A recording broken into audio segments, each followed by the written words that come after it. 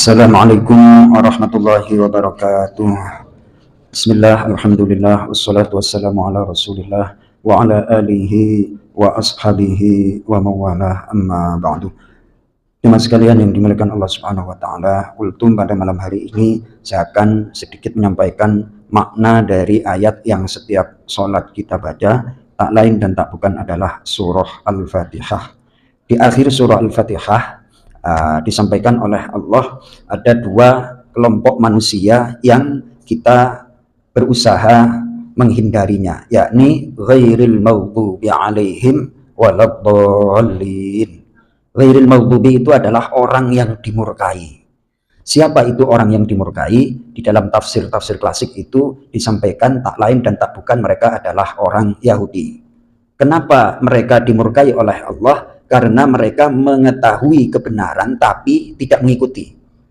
Dalam hal yang masalah prinsip, mereka tahu tentang kebenaran Islam, kebenaran risalah yang dibawa oleh Nabi Muhammad Shallallahu Alaihi Wasallam, yang tertulis di dalam kitab Taurat dan Injil, sifat-sifat tentang kenabian, tentang sifat-sifat nubuwah dari Nabi Muhammad Shallallahu Alaihi Wasallam. Tahu, akan tetapi mereka tidak mau mengikutinya. Akhirnya mereka mendapatkan status al-maghdubi alaihim, orang yang dimurkai.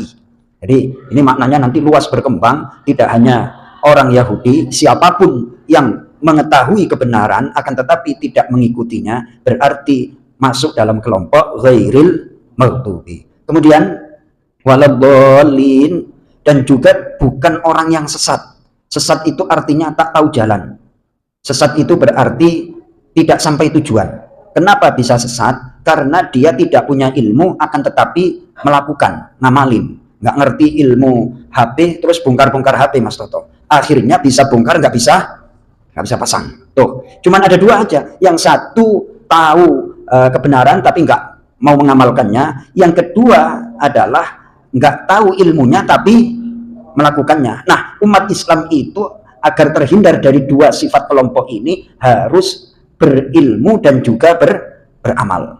Lalu bagaimana apabila kita punya ilmu nih? Ini saya nih, contoh, saya belajar katakanlah di pesantren itu mulai dari kecil belajar ngaji. Minimal berapa yang harus saya lakukan? Idealnya kan semua dilakukan. Kemudian di situ oleh para ulama disampaikan seperti ini, wa'mal walau bil usyri kazzakati takhruj binuril ilmi min zulumati. Amalkanlah ilmu olehmu walaupun hanya 1/10%.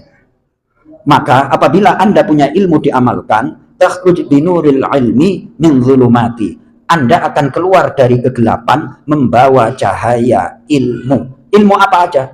Yang penting bermanfaat, diamalkan. Nah, lebih-lebih di dalam kehidupan kita itu butuh yang namanya ilmu. Mulai dari yang paling utama. Kenapa dalam bab fikih itu yang dibahas pertama kali tentang setelah keimanan, ibadah? Karena kita butuh untuk ibadah. Karena kita diciptakan untuk beribadah. Oke, masalah sholat, toharoh, zakat, puasa udah beres semua, baru bermuamalah. Bermuamalah itu kan berinteraksi antar manusia. Mulai dari jual beli, kemudian yang lain-lain. Karena kita butuh mempertahankan hidup dengan apa? Dengan transaksi. Transaksi diatur oleh Islam. Setelah usia 23 lulus S1 udah punya pekerjaan, butuh yang namanya menikah. Menikah itu, pranikah itu yang harus dicari seperti apa. Terus nanti setelah berumah tangga seperti apa, dan seterusnya. Nggak ada di dunia yang ngatur mulai dari lahir sampai mati selain Islam. Tidak ada. Jangan Anda dalam hati dan pikiran menghebatkan atau menjadikan para filsuf itu hebat. Beltut, nggak ada apa-apanya. Itu semua hanya penemuan manusia aja. Terus ada, kalau ada teori ekonomi Karl Marx, gak ada apa-apanya itu. Beneran gak ada apa-apanya. Dalam Islam gak ada apa-apanya, cuman ekonomi. Islam itu tidak hanya membahas ekonomi, akan tetapi keyakinan, perbuatan, terus jangan sampai ketika kita berinteraksi dengan manusia menzolimi. Pajak kalau 200% itu menzolimi apa enggak kira-kira Mas Toto? Apalagi 200. Ini kemarin yang kan viral itu di Pati dan segala macam. Tadi saya nonton YouTube, itu anak muda buka usaha, terus ada surat pajak. Itu yang namanya LPG dilempar-lempar, meja dikebalikin itu dan segala macam. Belum punya penghasilan, modal berapa, dan seterusnya, tiba-tiba dikenai pajak. Laku aja enggak, tiba-tiba dikenai pajak. Pajaknya juga enggak kira-kira zolim itu. Manusia tanpa petunjuk dari Allah dan Al-Quran pasti yang atas semena-mena. Enggak boleh menindas rakyat teorinya. Akan tetapi malah, aduh Pak Pri, ya kan, fenomenanya ini kadang-kadang saya nonton seperti itu nggak mikir gimana, mikir juga bukan masalah saya, ya kan, ini harusnya kan masalah pemerintah, kenapa saya ikut mikir, ya mikir juga nggak dibayar Pak Sony, ya kan, harusnya mereka yang mikir bukan saya. Terus akhirnya terjadi kekacauan seperti itu.